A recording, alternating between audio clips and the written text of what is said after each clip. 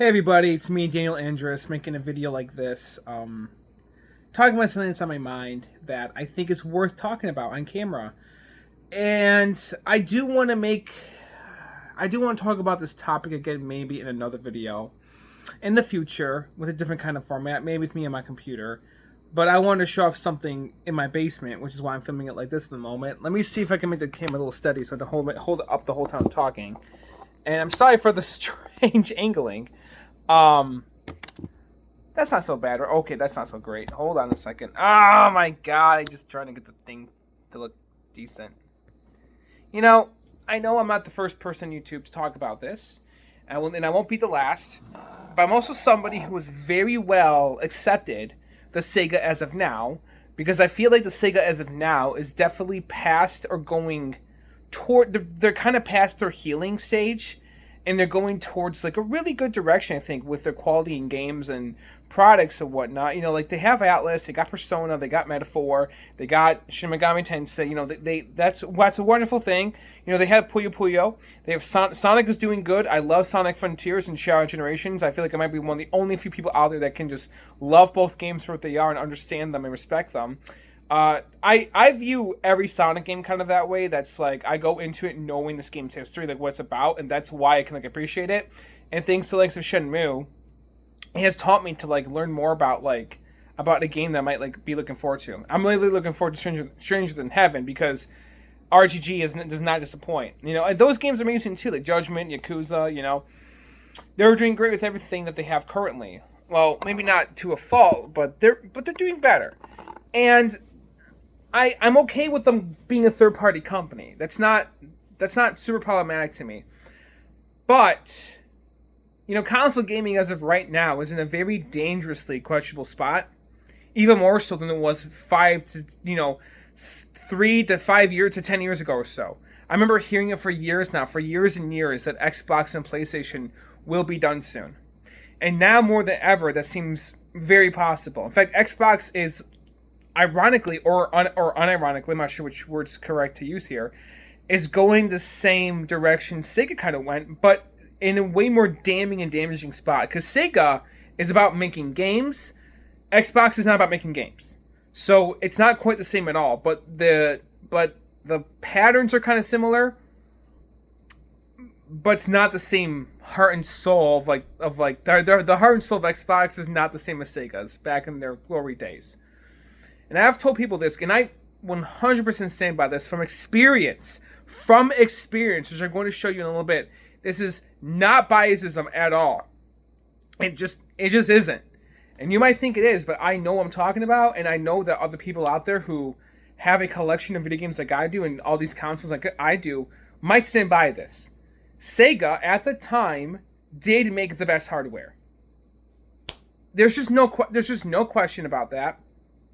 Ain't no comparison about that. The only console that stands out from Sega that I believe is considered outdated compared to its competitors or just like other machines similar to it would be the Sega Mega Drive or Sega Genesis, because it launched very early, and I feel like what's under the hood, it's just not as strong compared to something like a Super Nintendo.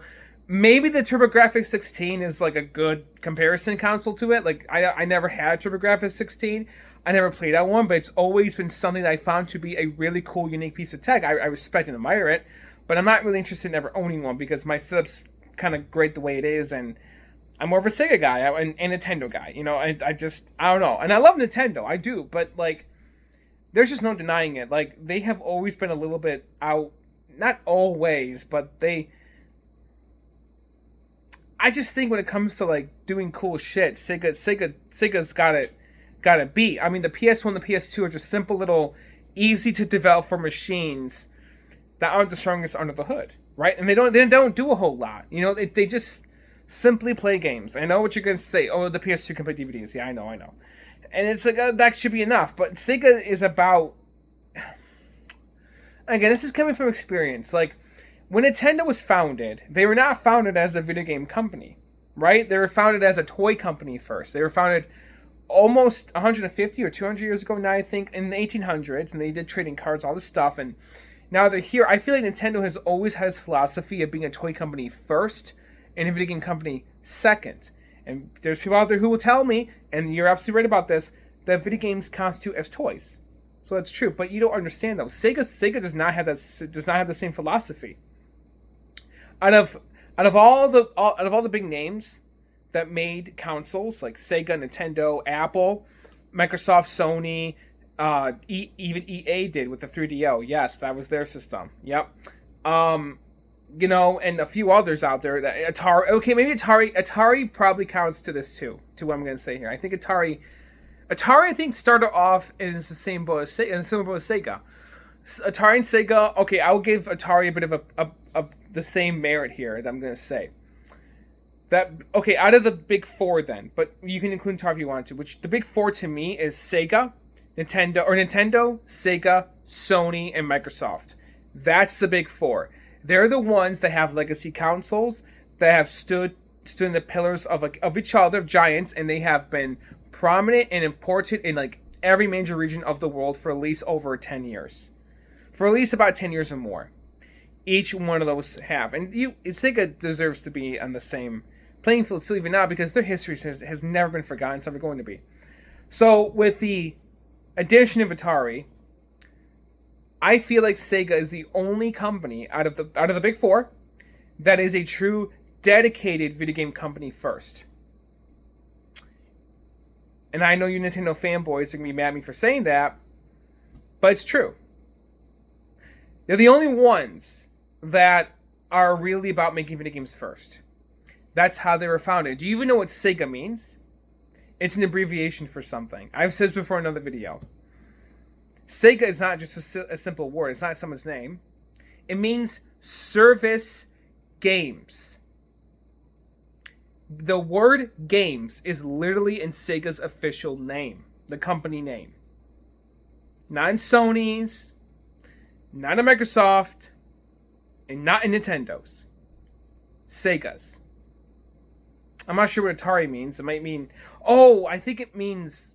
like mountain or something? No, that's the logo. The logo is, I think, supposed to be the Fiji or the Fuji Mountains or something. I don't remember. It's not to diss on Atari. I just can't remember the facts, but it is kind of a cool fact about Atari. But no, right. So Sega's name means to serve you, the person, the people, games. If that doesn't like prove what I'm talking about here, I don't know what else will. But the name literally says to you, I'm going to serve you video games. Or games of any kind. And since the foundation of the company, I think in the 1960s or 1950s, they have been about making games. Like I think they made pinball games at first, which kind of constitutes video games anyways. And then they moved on to making video games as soon as they possibly could. And put them on every platform that they could. I don't think they made video games before Nintendo, but I think they might have had, but they both started around the same time. I don't think they were really big competitors until the console gaming generation came out, and it was really a big thing here in North America versus, Japan and Europe and everything. So, right.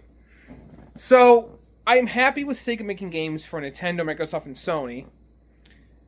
And I don't think Microsoft and Sony are completely done for it yet, but I just don't believe in their philosophy, what they're doing. So let's just... Man, my fanboyism is going to show a little bit in this video from here on forward, and I will admit that. And you might think of more than already. No, that wasn't me being a fanboy. That was me showing facts. There's a difference. And because I also know that there's a sad, crushing reality behind this want, this desire, which I do have to acknowledge and talk about and exploit in this video. So without almost 10 minutes in this video, without further ado delaying what this is about, a part of me, I made a whole video about this in my Dreamcast video. A part of me, well, I talked about this at the end of it, but a part of me will always want Sega to make another console. And in that Dreamcast video, I was like, at the end of it, I was like, absolutely not. It's probably for the best that they don't.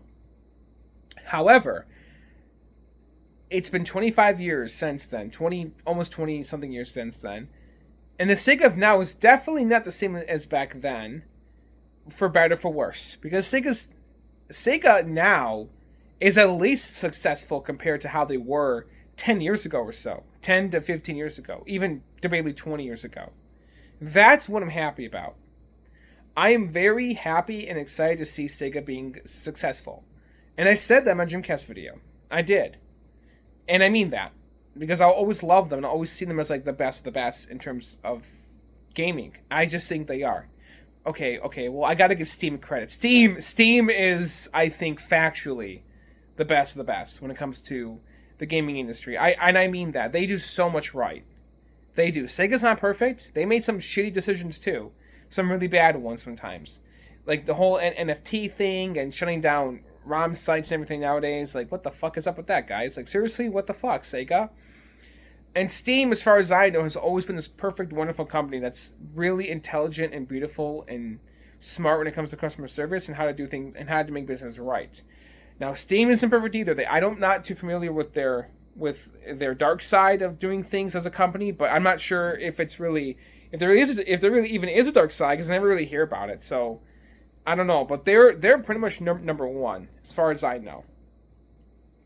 And I don't think Atari's a bad company either. They're just struggling to like be relevant in like today's gaming industry, which I can understand that. So I recently bought the VM2 for the Dreamcast, and I can't wait for it to come in the mail. I actually bought the last white one. Apparently, at least I think I did. So if you wanted one, I'm really sorry, but yikes. It'll be back in stock sooner or later. So this is what I wanted to show off in the video. Okay. Yeah, and then we'll get into me wanting Sega to make another console and what that may look like. So today I got this bad boy. Some of you out there might instantly recognize this, and a lot of you out there probably do not. This is the Saru. It is for that machine right there. That is the Sega Saturn.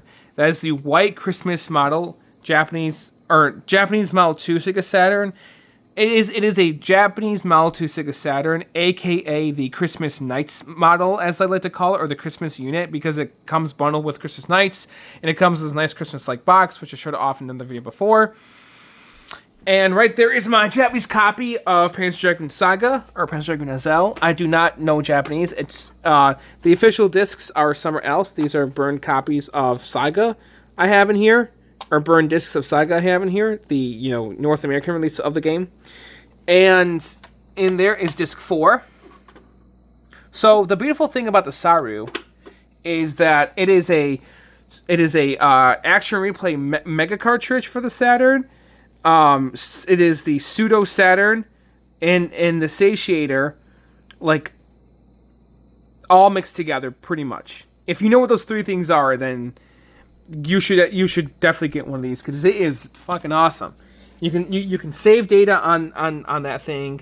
You can play games on it, and you can play games off of it off an SD card right here, and you can also run any disc you want, official or burned. It does not matter. It does it all for you. Well, the only thing it can't do is, utilize the VCD functionality, but that makes sense because the VCD slot is in the right-hand corner over there, so that makes complete sense to me. So it just got me thinking that this thing is like a godsend for the Sega Saturn, and it makes it so much freaking cooler. And I know this is just me hacking my system, an older machine. And as you can tell, I have all these consoles. I have a Wii, I have an Xbox 360, I have a PS4, a PS3, PS1, PS2, Super Nintendo. PS2 is right over there in the corner. GameCube, and original Xbox, Nintendo 64. I have a PS5 upstairs, And it's also, I also own a 3DO for a hot second. And so it also comes down to like durability. I feel like Sega machines are really strong consoles, like cosmetically speaking. They're very durable machines. And I'm not saying the Super Nintendo's durable, the original Xbox, that thing's a tank, yes. And the Dreamcast debatably does feel maybe a little tiny smidgy bit fragile, but no, come on. Overall, that thing is built like a tank too a little bit. It's a strong little guy. I think the most durable, sturdiest Sega system is probably the Saturn. It has the strongest laser for one. It's like a badass thing. It's a badass laser. And for two, it just feels heavy when you hold it. The PS1 feels like paper, in my opinion. It's pretty light. And the PS2, unless if you have a hard drive inside of it in the back, it does not feel that sturdy to me, no. They're not pieces of shit. That's not what I'm saying about the PS1, PS2. I love those pieces of tech as well. I'm just more of a Sega guy. And yes, now okay, let's just talk about today. Let's talk about like the here and now. Because there isn't really much else I really want to talk about in this video. Yeah, no, the Saru just got me feeling like, man, like it'd be so freaking awesome if you had a modern Sega console. And there's this really cool video I watched recently.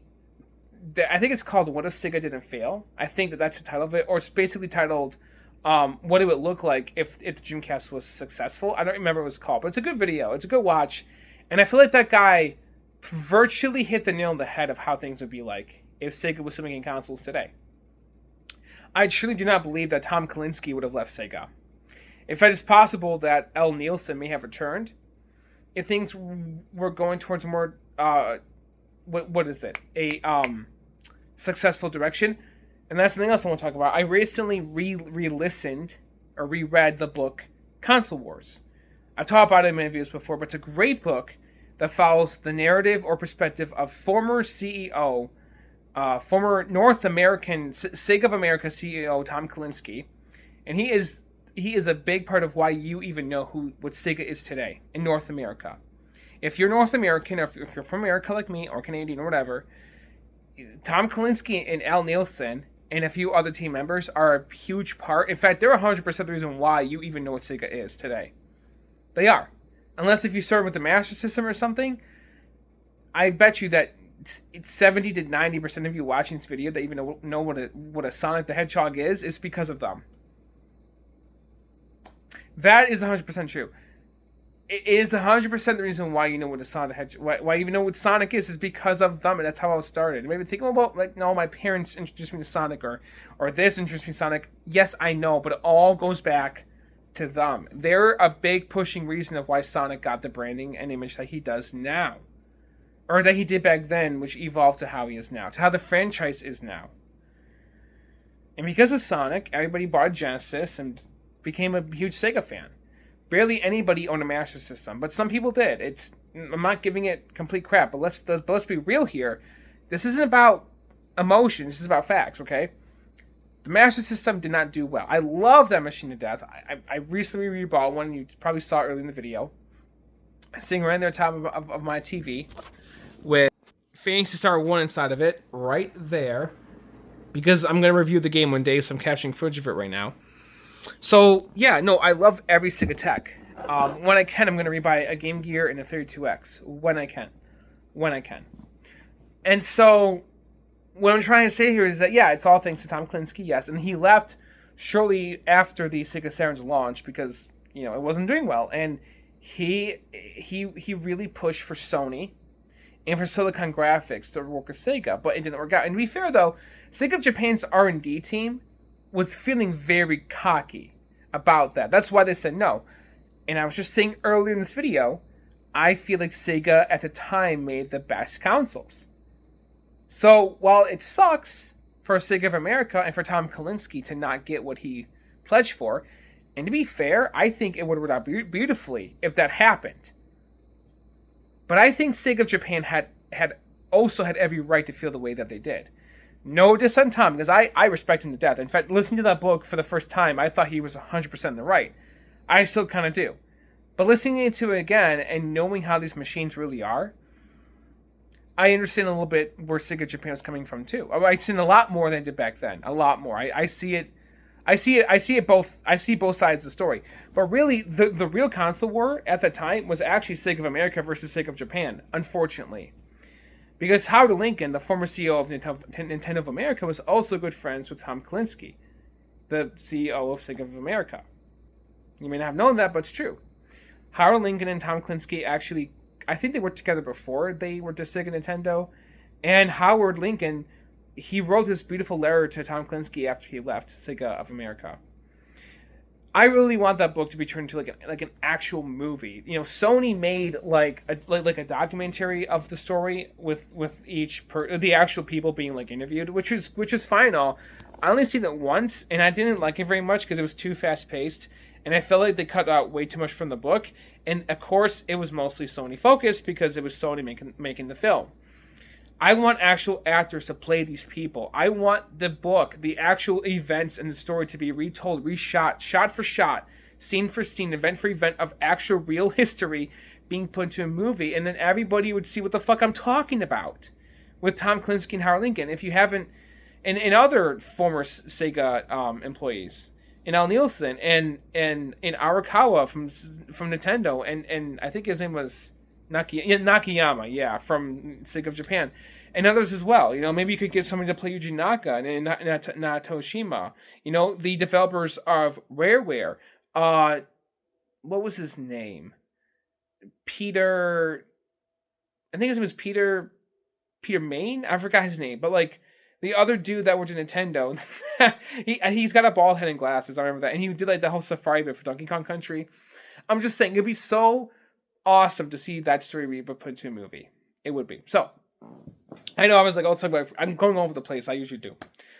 So, yeah, it was a beautiful time for gaming and everything. It might even inspire Sega to do what I'm talking about, and which is fine. Like, I'm feeling very like, yes, like Sega needs to come back recently because I'm listening to the book. I got the Saru. I think it's a beautiful piece of Sega. It's awesome. You can play all these games on it. It's great. Okay? But I also know that it might not work out for Sega. Who knows? If they take this approach that's similar to Nintendo's, but it's more consumer friendly, they will no doubt be successful. And here's okay, but we have to also grasp reality still here, because Microsoft and Sony are not out of the console, like out for making video game systems quite yet. And if they do go the road of streaming and digital gaming only, God forbid, but if they do, yeah, of course, I want Sega to step in and be like, we need to come back, because that would suck. And the reason why that would suck is because it is exactly why Sega had to step in and be big in the first place. Because if they didn't, gaming would not be at all what it is today, or even what it was fairly recent history. Because of Sega, that's why we got PlayStation. That's why we got Xbox. Because of Sega. Right, they inspired all these companies to make... There's 1,000 million bazillion videos about this stuff. I'm sure a lot of you out there watching this video knows these facts, knows these stories. Video game history is well preserved on this website, right here on YouTube, from a lot of content creators, from a lot of different channels. Did You Know Gaming is a big one. Adam Kralik, he talks about this stuff too. What else? The gaming historian, and the Happy Cons Gamer has also touched on these facts a little bit as well. The Happy Cons Gamer, Johnny, I love him to death. Johnny, he's my favorite YouTuber. Johnny just talks about his personal history, his personal life with gaming, so that's a little different. Retro Bird, he makes me laugh. But he has, I think, touched a little bit about these facts too. So my point is that Nintendo, they were trying to monopolize the gaming industry way back in the day. Now look at them. Look at them right now with what they're doing. It's not about the gamers anymore, it's about the shareholders. This is just a theory. I don't want to, okay, this is just speculation. But I think a part of why Nintendo's doing what they're doing with their pricing is because not only do they know that they can get away with it, but I think they're preparing for the inevitable, which is they're going to be the only ones to make a video game console. And they can price it whatever the fuck they want it to be.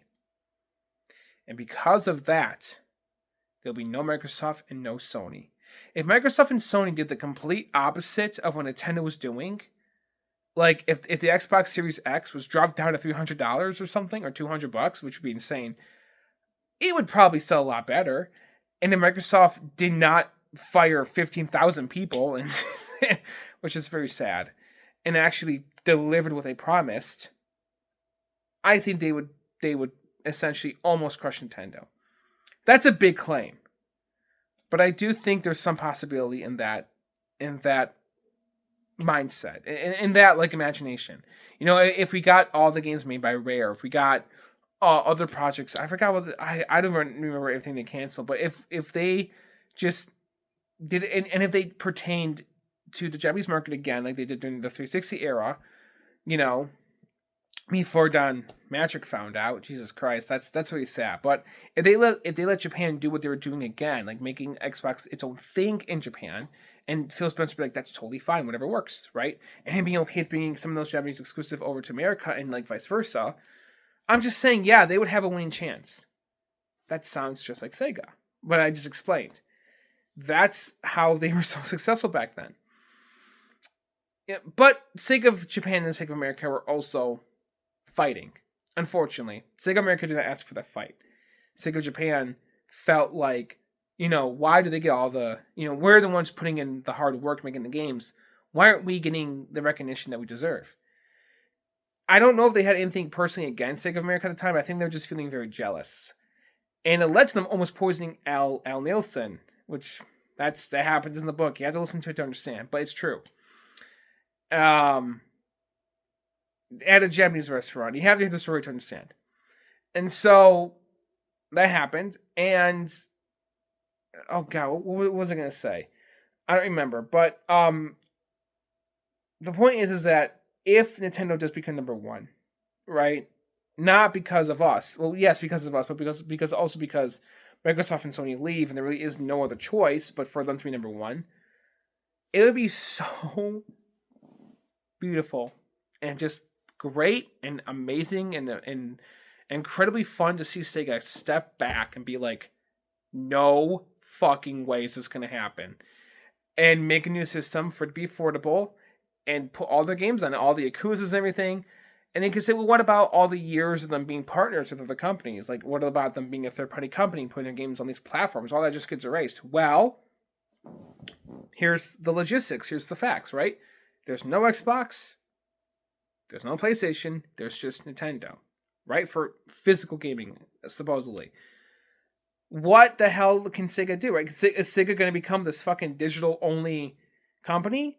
They could, and that's also an unfortunate possibility in this story/situation. Yeah, I would hate that. I love physical gaming. A lot of longtime Sega fans and gaming fans in general do. And even people today who are younger than me prefer physical gaming. Like my niece does. I just watched this kid's video. He's 18 years old, talking about like why. I think it's called "Why Do Young People Love Old Video Games So Much?" And it's a great video, by the way.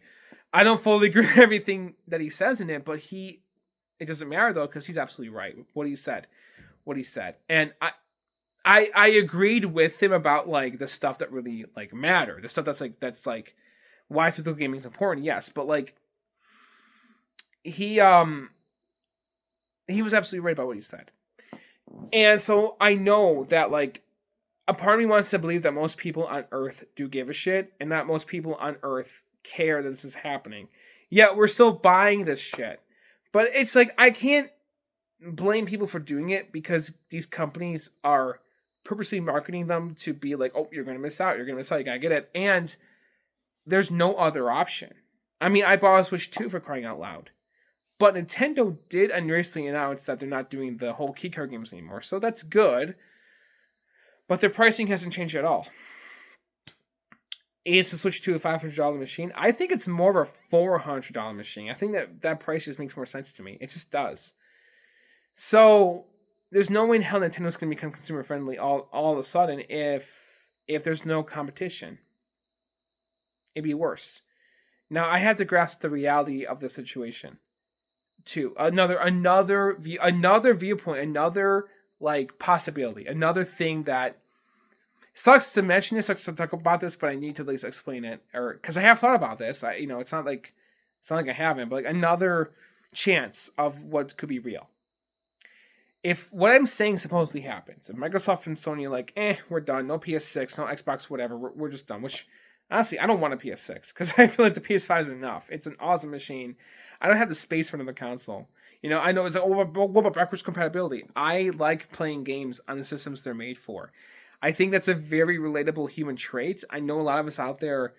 I feel like most people see backwards compatibility the same way that that it's just like a nice little side thing.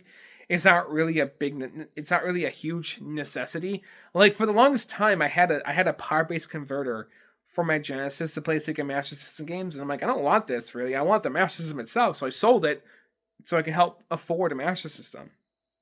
Yeah, because I value the experience on the actual machine versus playing an old game or a previous game from previous generation or something else. Like I do like playing Xbox 360 games on the Xbox One or Series X. I think that's a fair exception because it feels very similar and it's just cool seeing them like enhanced. But I also really like playing these games on the actual 360 because it's nostalgic for me. I grew up with this console, and I think the games still feel good and they look good for the most part on that machine. And when it comes to playing PS4 games on PS5, it's kind of weird to me. You know what I mean? And I also like that you can go back and forth with 360 games on Xbox One, Series X, or on the 360. While with the PS5, if you upgrade the PS4 game to a PS5 game, you're stuck playing it on the PS5. You cannot go back after that. That kind of sucks. A little bit. For me, I'm like that. I don't like that. I do not like that. I don't like that I'm forced to play this game on one machine now. I like the idea of going back and forth with it. You know, like with Xbox. But, oh well. So, anyways, okay, so let's just say that they are digital only or cloud service streaming only or whatever the fuck. Do you really want that?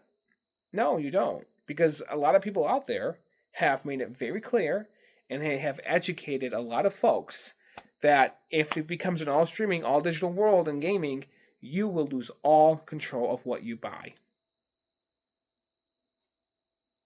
I'm a hardworking guy. I have 2 jobs pretty much. I do not want my money to go towards something that I will not own. Fuck that. That is a shitty outcome.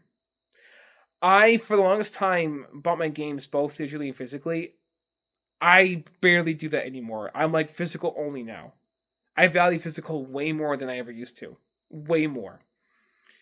And if it's digital, I prefer for free, like what's going on with my Saru over here. Fuck buying digital. If it's on sale, which I normally buy digital games on sale. Normally I do. That's an exception, because you're not paying full price, and that makes complete sense. There is no logistic, valid, fair, excusable reason for a digital video game to be over $30 or $40. There's not a single fucking one. I don't care if the game is as big as the Earth or something, you know, or as big as this. I don't care. If the gaming world is that huge, there's no excuse for a digital game to cost that much.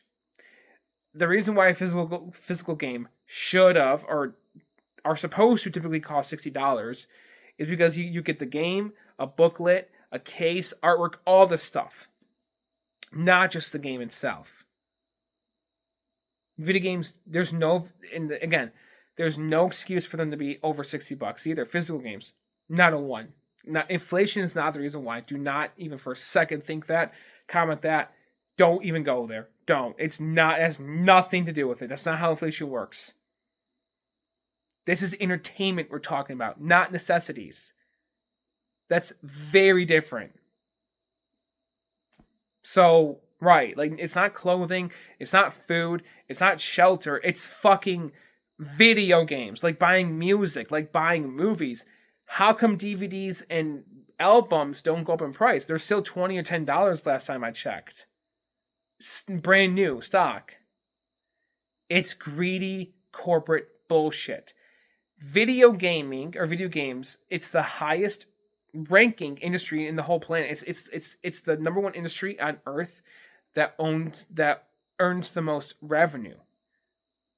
So that's even less of a reason for it to be this expensive. They're doing it just to fuck with us because they can get away with it. I do believe there's going to be a second video game crash, more or less. A lot of people on YouTube are talking about it and are making big awareness, educated videos about it, which is a good thing. It is. Meanwhile, there's dumb fucks like me that's still going to buy stuff like a Switch 2 because I know I shouldn't do that, but I really wanted to not only experience a console launch for the first time, which I don't regret that because it was in person, it was really special, and for 2, you know, I did want to play Donkey Kong Bonanza, which I think is enough reason to own for right now, and for 3, I also wanted to experience it with my family. I have my reasons for why I got one. Whether me personally, one person on Earth bought one or not, will not change what's going on right now. And also, there's also reason 4 or 5. I also knew or heard or expected the Switch 2 to go up in price before the pre-orders. I think that news got revealed like right when the pre-orders came out. That's like, you better get one now because you never know. It could go up in price because of tariffs and shit. So I knew that way ahead of time. A lot of us did. That's part of why I bought one as well. It does not, just because look, like the Switch 2 could have sold very poorly at launch. Nintendo for sure would have probably dropped the price, but I don't know. There's really no telling. I don't know. I don't really want to get into this too much right now. It does suck that I did this, but it doesn't change what's going on, is what I'm trying to say. It doesn't. And it wouldn't have. If a lot of people did it, yes, but there was no real push or movement of people not buying one. It sucks, but it is what it is. So I can see reality where Microsoft and Sony are done. Now, Sega supposedly stepped in again. It doesn't have to be Sega. It could be any company in the world. But let's just pretend, or, be happy that it is Sega. Because it's Sega. Like, you don't know what the fuck they're about unless if you played their games. Like, and I'm not talking about just their current price stuff. Like, they really didn't make the best stuff back then. They really did. Like, and even the best games. Like, you got Deep Fear, Panzer Dragoon, Astral, Romania, Seaman, Rent a Hero, which I just showed it off earlier, on the Genesis and Dreamcast or Mega Drive. You got more than just Sonic going on there. Phantasy Star, the originals and online, Streets of Rage 1 and 2 specifically because they're amazing games. Outrun, Space Harrier, Afterburner. Man, I love all those games. And I prefer playing these games over anything, well, maybe not anything in Nintendo, because you probably saw my copy Donkey Kong Country 2 as well, which I haven't gotten into it yet, but I know the game is very important and special and awesome, and I will play it soon. I will, I promise. Okay. So let's just entertain the idea of them coming back. Would people actually care to buy it? If Sega was a little bit traditional, let's say Sega, which this is a little bit poetic, and a bit of both a beautiful poetic and kind of a symbolic, and what's the other one I'm looking for? It's a poetic, symbolic, and beautiful and interesting approach. Let's say Sega as like an entire company, okay, they stepped forward and they took kind of a Sonic Frontiers approach with a new console. By feel. You're like, what the hell are you talking about? If you play Sonic Frontiers, you might know. It's familiar yet new. That's what I mean. They make this console that is definitely doing a new direction, a new approach, but it also has a little bit of that old school Sega like attitude about it, or like atmosphere, or like approach. That would be really cool. Would people actually buy it? Maybe. Sega would have to really hit hard on the marketing, and they should make like these really big, kind of elaborate like history videos on their main channel for people to watch and understand what Sega's about and why this console being successful would be important. They should get into and be like, hey, this is why you should buy this thing, because it could save gaming. Which would be factual. If they made a console and basically did with this system what we've had from the 90s, or from like the 80s up to like the mid 2000s or so, or like the 2010s, yes, that would be factual. You get actual physical games, with the thing on the data on the disc or the cartridge, or where the fuck it would be, and it would be affordable, right? And Sega could get into, which it would be insane for a company to do all that, because they want to keep their little secrets and be big expensive, but just be cool, Sega, because you were back then, you can be again. I do believe in that still. Maybe they could be 100% honest a little bit about that. Be like, we don't really need to charge these games or these machines this high price. we do need to make a profit off of them, but they don't need to be too expensive. That would be that would be a very interesting approach. And of course, they'll get into why you would buy one, because there's all these fucking awesome games on it, you know. But I already have Yakuza on this and this and this and this and this, or whatever it is. Well, maybe they could come out with a new IP. Maybe they could make some remakes. Maybe they could do some re-releases on it. Like I guess just mentioned a stall. What about like a sequel? You know what I mean? And then they released the first one with it in a widescreen, you know, with like better looking visuals or something. I don't know. Like it's just a thought. Like doing stuff like that, you know what I mean? Like maybe they push Streets of Rage 4 in it exclusively, you know, which is like holy shit, that'd be huge, you know. And yeah, like they rebuy the rights of Panzer Dragoon, Streets of Rage, and Shenmue, and it's like right there. I mean, we just got the amazing Shenmue 3 announcement. I think it was just yesterday. I'm excited about that for sure. But guys, let me know what you think in the comments below of any of this. Who would you want to make a console? To basically come in and be like, hey, this is what's happening right now in the gaming industry is wrong, and we need to come in and show why that's wrong and why you should buy our console and not this shit. Yeah, like, who do you think should come in and do it? My vote is either Sega or Atari. I think either one of them doing that'd be sweet, but you never know. The more realistic, honestly, because history has shown this, history has literally shown this. The more realistic approach would be Sega. It would be the more believable approach, 110%. Because again, history literally shows us that with the Genesis versus the NES, what Nintendo was doing with the NES at the time. They're being very shady and monopolistic back then. So yeah, thank you, Tom Klinsky, for kicking ass with the Genesis, and Al Nielsen and various other team members too. But yeah, let me know what you guys think in the comments below. Don't say Sony Microsoft, because look what they're currently doing, obviously. Have a good one, take care, peace out, and bye-bye. Thank you for watching this long-ass video and listening to me talking about this stuff, because it is important. It is. So, have a good one, bye-bye. Till the next video. Peace out.